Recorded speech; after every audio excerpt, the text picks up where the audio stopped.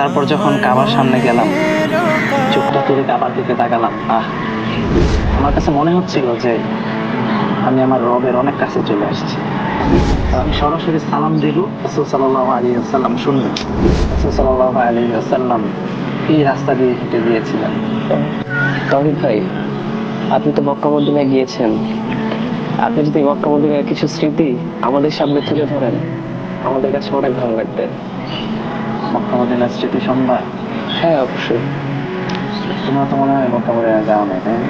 না, এখন রব্বুল আলামিন তোমাদেরকে তাওফিক দান করুন। আমিন।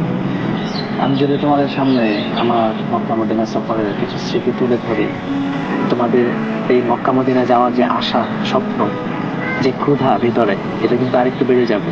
শুনবা? হ্যাঁ, অবশ্যই।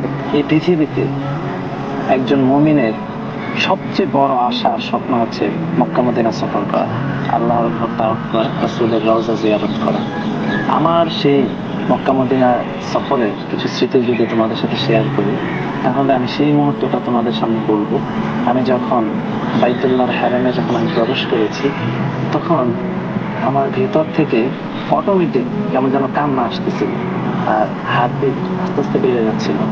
আচ্ছা। এটা কেন হচ্ছিল আমি জানি না, আর আমি চারপাশ শুধু তাকাচ্ছিলাম, আর আমার কাছে মনে হচ্ছিল যে আমি আমার রবের অনেক কাছে চলে আসছি। সুবহানাল্লাহ।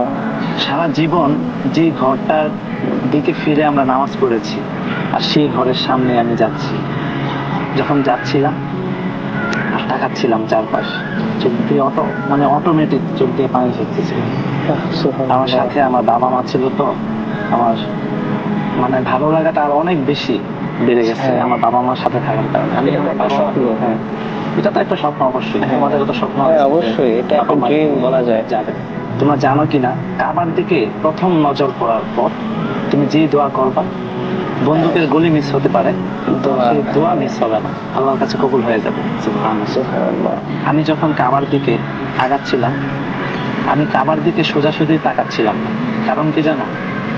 কারণ আমার ইচ্ছা যে আমি কাবাকে সামনে থেকে দেখি, দূর থেকে আমি তাকাবো না, একদম সামনে গিয়ে তারপর তাকাবো। তারপর যখন কাবার সামনে গেলাম, চোখটা তুলে কাবার দিকে তাকালাম,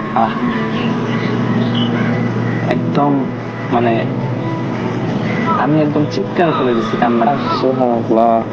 আর তারপর দোয়া করলাম, আমার বাবা আমার সাথে ছিল, তারপর কাবা তাওয়াফ করলাম। আচ্ছা তাওহীদ ভাই, তাহলে মদিনার একটা স্মৃতি আমাদেরকে শেয়ার করেন। মদিনায় আমরা যে দিনটাতে গিয়েছিলাম, সেই দিনটা ছিল শুক্রবার। শুক্রবার জুম্মার নামাজ পড়ে মসজিদে নববীতে আস্তে আস্তে রওজার দিকে আগাচ্ছিলাম। রওজা জিয়ারতের জন্য তোমাকে সিরিয়াল ধরতে হবে। তো স্বাভাবিকভাবে যাচ্ছিলাম, আমার সাথে আমার বাবা ছিল, আর আমার একজন বড় ভাই ওমর ফারুক ভাই ছিল। তো আমার কাছে ভালো লাগছিল, খুব ভালো লাগছিল ভিতরে, যে রাসূল সাল্লাল্লাহু আলাইহি সাল্লামকে একদম রওজার সামনে থেকে সালাম দেব। এই যে কত কিলোমিটার, হাজার কিলোমিটার দূর থেকে আমরা রাসূলকে সালাম দিই, সেই সালাম এই রওজায় পৌঁছানো হয়। আর তখন আমি একদম রওজার সামনে, আমি সরাসরি সালাম দেব, রাসূল সাল্লাল্লাহু আলাইহি ওয়াসাল্লাম শুনবেন। এই অনুভূতিটা আসলে ব্যক্ত করার মতো না। তো যখন একদম রওজার কাছে চলে গেলাম, সালাম দিলাম,